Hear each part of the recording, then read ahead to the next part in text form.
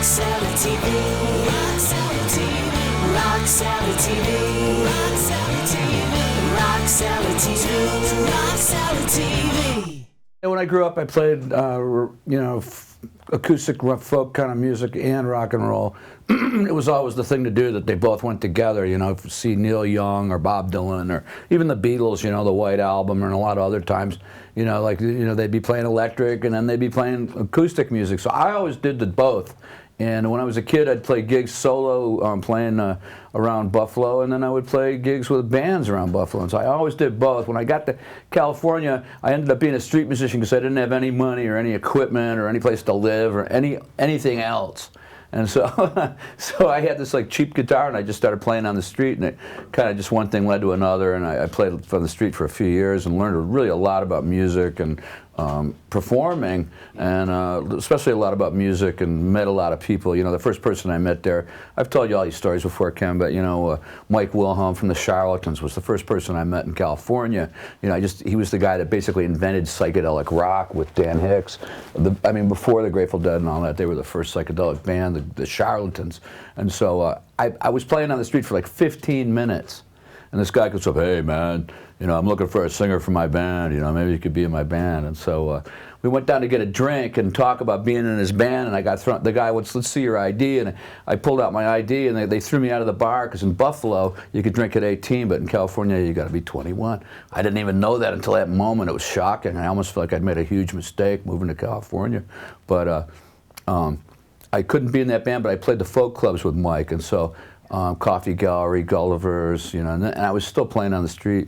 So, it took me a while to make enough money to start getting some equipment and blah, blah, blah, And it was a few years of playing on the street, and then I got in the Nerves from playing on the street. That guy, the Nerves guy, that I started it with, Jack Lee, he was coming down the street, and we hit it off as I was playing on the street. So, yeah, I guess, I don't look at things like full circle and all that kind of stuff, but you just take everything you know in life, and it all adds up to different things you can do. And so as a musician, I can play, I can totally play rock and roll, and I can play acoustic music, and I can do a lot of different things. I could be in a blues band if I wanted to, probably. Could play piano. I used to play piano in bands, because I'm a musician. I played bass in the Nerves, and I played, for a while, the Plimsolls was a three-piece, and I just played that.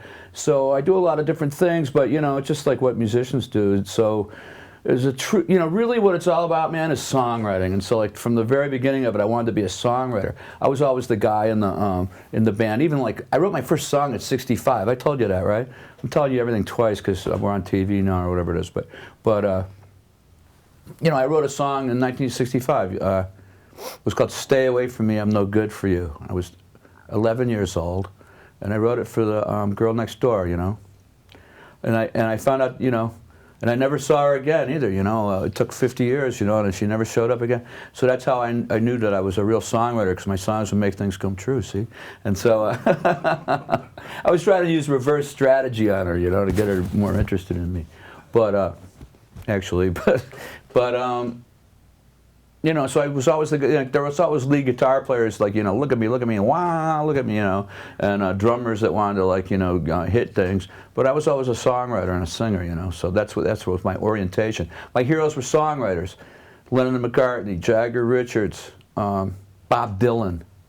Those were my real heroes, for the songwriting, really, and the singing, as a singer, Guitar players I liked, but, I loved Hendrix, and I liked everything about him, but, that's my orientation, So all along, the combination of from the Nerves to the Plimsolls to my solo thing, really what it is I'm a songwriter, and I'm putting my songs across the best way I can, The reason why Woody Guthrie played solo folk music, because he was on the move, and he wasn't really famous. He was trying to get a word out to people. He wasn't just because he loved to be alone, like riding around in a boxcar with a guitar, It's the same with me, I'd be happy to carry a 15-piece band, give me the budget, man, But I can still put my songs across alone, and that's all I really feel like I need to have, really, is just a guitar. Now this week I've been playing with Dead Rock West, and they've been backing me up, and it's fantastic, have a big full sound and all that. But on the other hand, I do a lot of gigs just solo, and I can make those places levitate too if I need to. Rock Cellar TV. Rock Cellar TV. Rock Rock Cellar TV. Rock Cellar TV. Rock Cellar TV. Rock Cellar TV.